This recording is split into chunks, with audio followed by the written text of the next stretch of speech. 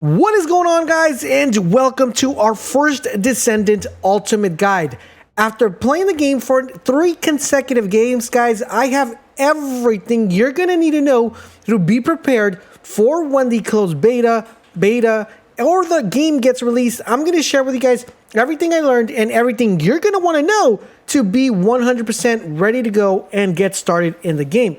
Now, with that being said, guys, let's get started. For those of you who never heard about the game the first time coming, what is the First Descendant about?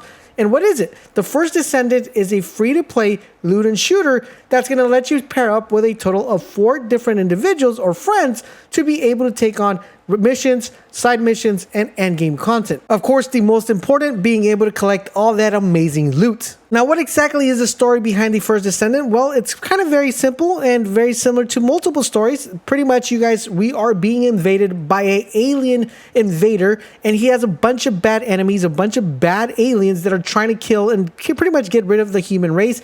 Luckily for us, guys, we are the First Descendants, and not only do we have weapons, but we have awesome abilities that we're able to use against these aliens to be able to kind of push them away and stop the invasion. Now, who are these descendants, you might ask? Well, let's go ahead and take a look at each individual descendant. I'm not going to go down and give you guys an extensive breakdown of each individual descendant. I will have separate videos for each individual character, going over their abilities, going over exactly who they pair well with. So you guys are definitely going to want to make sure you keep it locked on the channel so you guys won't miss out. So real quick, guys, we have Bunny. Bunny is a very fast and agile character. Really good, has really good active skills and passive skills. We have Lepek. Now, Lepek is a very awesome character as well. He does use a lot of projectiles, a lot of grenades. Really awesome character. We have Ajax, which is another phenomenal character, very support class. He's able to put walls, shields to protect his enemies. Plus, he's really good when it comes to AoE damage. Next up, we have Visa. Now, she has some really amazing abilities. One of her coolest abilities is being able to freeze everything in the battlefield. And by using this freeze ability, being able to apply buffs and debuffs to the enemy.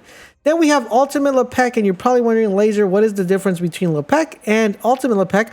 The biggest difference is that Ultimate Lepek has more magic power, so he's able to be, do his abilities a little bit more.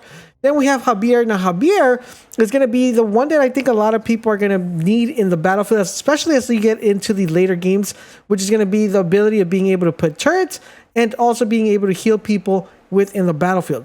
Then we have Freya. Now, Freya is another really cool buffer and debuffer type of character. She's able to use this with poison. She's able to apply poison to the enemy, allowing you to do more damage when poison is being enabled, and allowing her to actually apply poison to her bullets to even do more damage.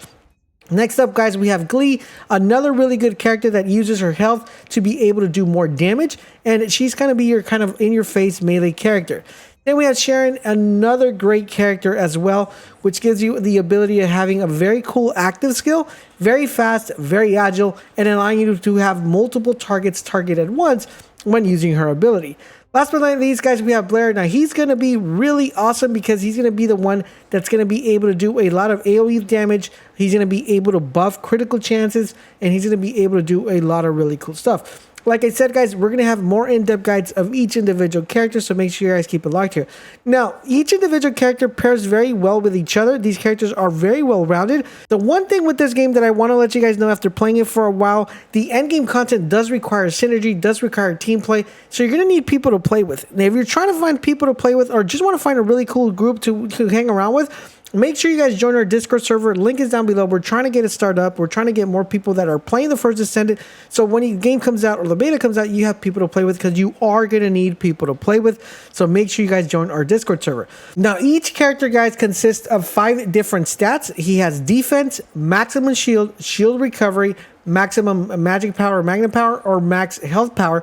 Now, depending on which character you have, one will have more health, one will have more magic power, one will have shield recovery. So it's going to be dependent on how you guys want to kind of, play the game.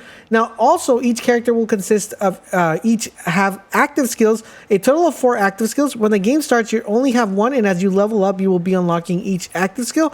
And all the characters have passive skills, which are going to be applied whenever you apply an element. For example, here, when Burn is active, critical hit damage is increased by 30%. That is going to be your passive skill, and all characters consist of a passive skill. Now, I already know the next question you guys have is, Laser, do I have access to all these 10 characters when the game gets released? No, guys, when the game gets released, you're only going to have access to 3 characters to start the first submission or the first zone known as Kingston. Once you complete that mission, you're going to be getting access to not only unlock all these 10 characters, but the way you go about unlocking them is going to be a little bit tricky. You're going to have to visit this person right here called Cena. Now, she's going to be located in the map, which I'll show you guys in a little bit and tell you guys all the different vendors that are available. But she's going to require you to do a research for that specific character.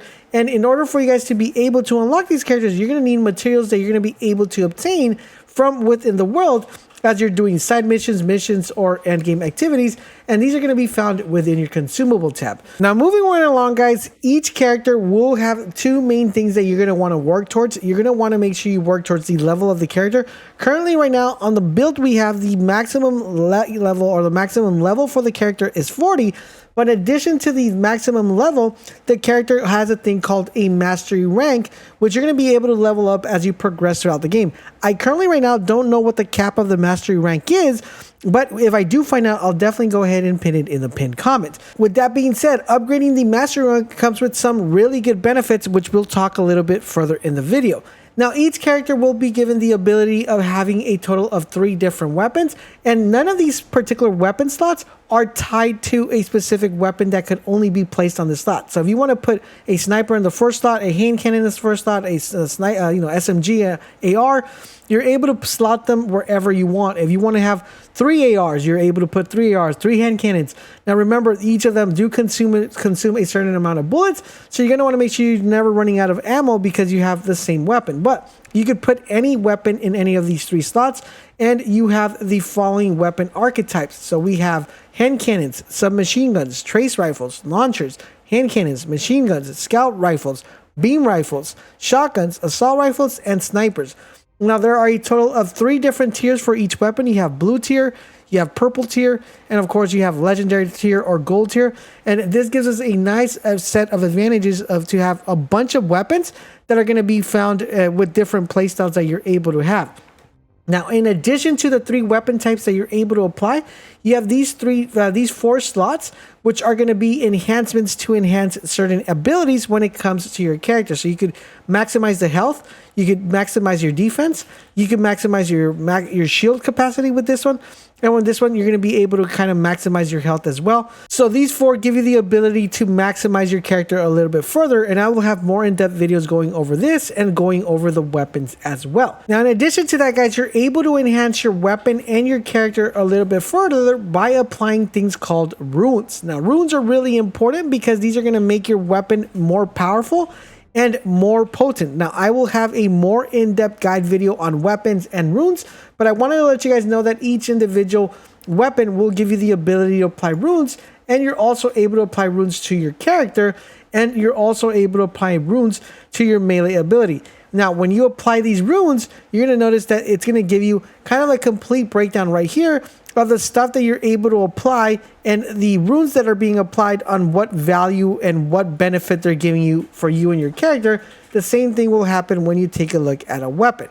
So runes are really important and one of the most important things when it comes to this game. All right, so the next thing you're going to want to know, guys, is what type of activities are you able to do in the game? What is the end game? So after you guys complete a specific region, of course, another region will unlock.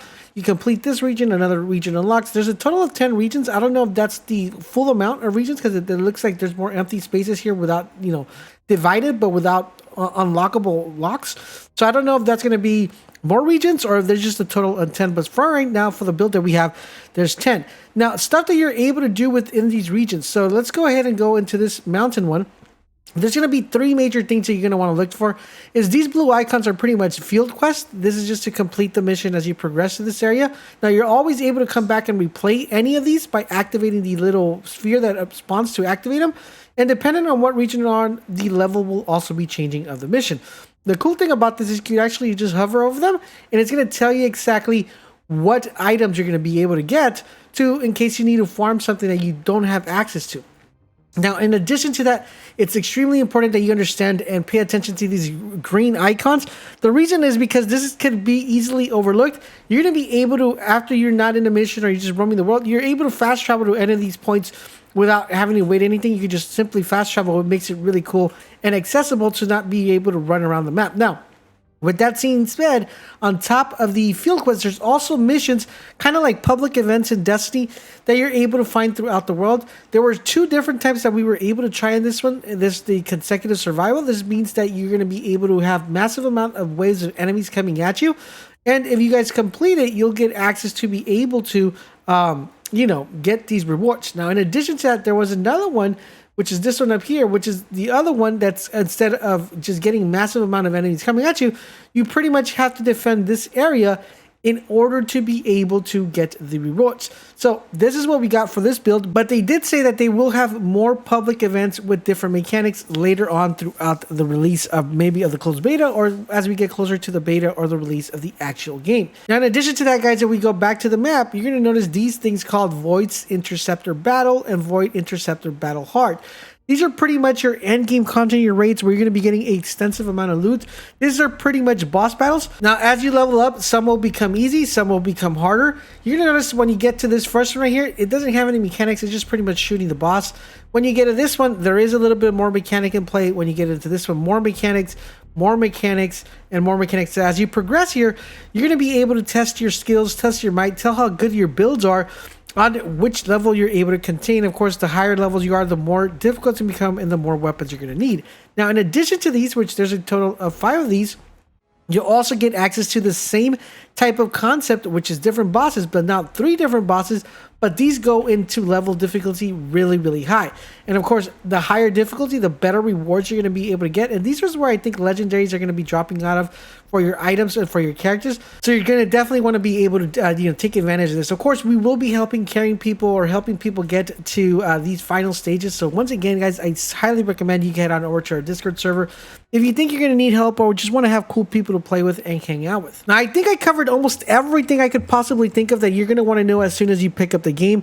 If I didn't mention something you did want to know about, let me know in the comment section down below and I'll be more than happy to answer that question for you guys. I'm pretty sure I will definitely cover it in a different guide, so make sure you guys check the channel, see if there's a guide already available for you guys. Now, if you want to know what is the best class to use currently in the game, make sure you guys check out my video that's popping up right now on the screen so you guys won't miss what is the best class to run. Now, if you guys are enjoying what we're doing here in the channel, a like would be greatly appreciated. If you want to show more support and want to help us out become better at what we're doing, make sure you guys consider becoming part of the Bold Nation by hitting the join button down below. It does help us out a lot. We do plan on streaming this game and helping you guys get to the late end game content, so being a member is going to have its advantages. I hope you guys are enjoying our content. Thank you guys for watching, and I'll catch you guys on the next video.